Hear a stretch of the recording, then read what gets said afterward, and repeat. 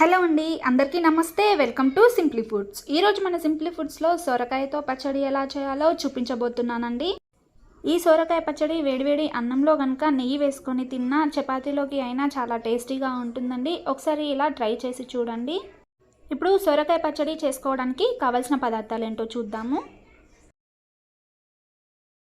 ఇక్కడ నేను ఒక మిడిల్ సైజు సొరకాయని ఇలా చిన్న ముక్కలుగా కాకుండా మరీ పెద్దగా కాకుండా నార్మల్ సైజులో కట్ చేసి తీసుకున్నానండి. 1 ఆనియన్, నిమ్మకాయ సైజ్ అంత చింతపండు, 1 టమాటో, 10 పచ్చిమిర్చి, కొద్దిగా కొత్తిమీర, 1 టేబుల్ స్పూన్ శనగపప్పు, 1 టేబుల్ స్పూన్ పల్లీలు, 3 table spoon oil, 1 table spoon ఆవాలు జీలకర్ర, టేస్ట్కి సరిపడా సాల్ట్, 1 టేబుల్ స్పూన్ జీలకర్ర, 1 టేబుల్ స్పూన్ ధనియాలు, కొద్దిగా పసుపు, 3 ఎండుమిర్చి,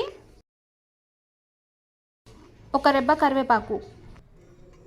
పక్కన స్టవ్ వెలిగించి కడాయి పెట్టుకొని ఇందులో 1 టేబుల్ స్పూన్ ఆయిల్ వేస్తున్నానండి. ఇందులోనే పల్లీలు, పచ్చిమిర్చి వేసి కలుపుకోవాలి. మీరు పచ్చిమిర్చి వద్దు అనుకుంటే కారం పొడి అయినా యూజ్ చేయొచ్చు. ఇందులోనే ధనియాలు కూడా వేసి ఒకసారి కలుపుకోవాలి.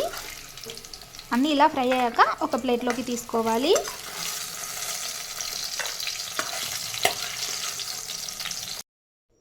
ఇప్పుడు ఇందులోనే సొరకాయ ముక్కల్ని కూడా వేసి మొత్తం ఒకసారి కలుపుకోవాలి. ఇలా కలుపుకున్నాక మూత పెట్టుకొని 5 మినిట్స్ కుక్ చేసుకోవాలి.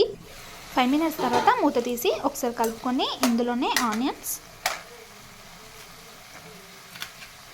టమాటోస్ వేసి ఒకసారి కలుపుకోవాలి. ఇలా కలుపుకున్నాక టమాటోస్ ఉడికే వరకు ఒక 5 మినిట్స్ మూత పెట్టుకొని కుక్ చేసుకోవాలి. మూత తీసి ఇందులో సాల్ట్ వేసి మూత పెట్టుకొని కుక్ చేసుకోవాలి. ఇప్పుడు ఇందులోనే పసుపు వేసి ఒకసారి మొత్తం కలిసేలా కలుపుకుందాం. సొరకాయ మంచిగా ఆయిల్లో ఫ్రై అవ్వాలండి, లేదంటే పచ్చడి సొరకాయ స్మెల్ వస్తుంది. ఇప్పుడు స్టవ్ ఆఫ్ చేసి చల్లార వరకు పక్కన పెట్టుకోవాలి. ఆలోపు మిక్సీ జార్లో ముందుగా ఫ్రై చేసుకున్న పల్లీలను, పచ్చిమిర్చిని వేసి మిక్సీ పట్టుకోవాలి.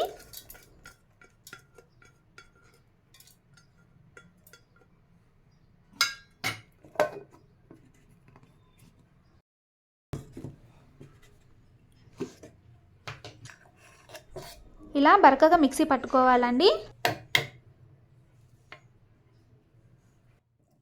ఇప్పుడు ఇందులోనే ఫ్రై చేసిన సొరకాయ ముక్కల్ని వేయాలి.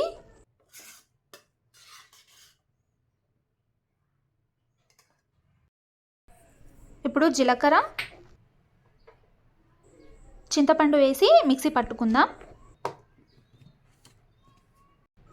చూస్తున్నారు కదండి, ఇలా మెత్తగా మిక్సీ పట్టుకోవాలి. వాటర్ మాత్రం వేయకూడదు.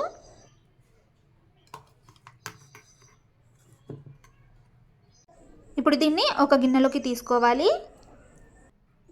పోపు కోసం పక్కన కడాయి పెట్టుకొని ఇందులోనే ఆయిల్ వేసుకోవాలి. ఆయిల్ వేడయ్యాక ఇందులో ఆవాలు, జీలకర్ర, శనగపప్పు, వెల్లుల్లి, ఎండుమిర్చి వేసి ఒకసారి కలుపుకుందాం. పోపు దినుసులు ఫ్రై అయ్యాక ఇప్పుడు ఇందులో ఆనియన్స్ వేసుకోవాలి. కరివేపాకు వేసి ఒకసారి కలుపుకుందాం. కొత్తిమీర కూడా వేసి కలుపుకోవాలి.